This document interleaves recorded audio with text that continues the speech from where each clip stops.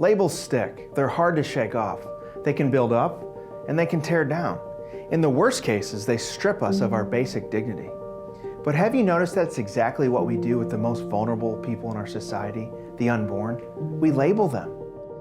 In the most liked post in Instagram history, Beyoncé posed with her hands around her pregnant stomach and referred to 3 hearts, her twins and her own. Beyoncé's mother referred to her daughter's excitement at the prospect of meeting her babies. Yes, babies with hearts. No one thought to refer to Beyoncé's babies as fetuses or clumps of cells. But that's what our society does time and time again.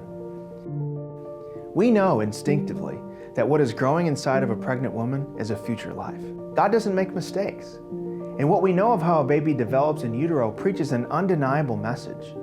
Their tiny hearts begin beating at 18 days and are pumping blood within 22 days. They react to touch and have detectable brainwaves at 6 weeks. At 9 weeks, they have unique fingerprints. Those tiny, wave-like patterns at the tips of their fragile fingers declare that they have been carefully knitted together, that they are fearfully and wonderfully made. Our fingerprints are the loving stamps of God's divine handiwork on our very being. They're His seal of workmanship. They're His labels. And God says, mine. Thankfully today, there's a higher percentage of the population that affirms the dignity of the unborn life than in previous generations. But there's still work to do.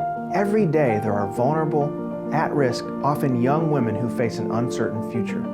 Will we, as God's people, flow to these situations and demonstrate Christ's love for both mother and baby? Will we invest our time and our energy into these women's lives? This is costly work. This is tear-stained work. This is difficult work. But if we see what God sees, the dignity of each human life in the womb, it is work we must do, because a person's a person, no matter how small.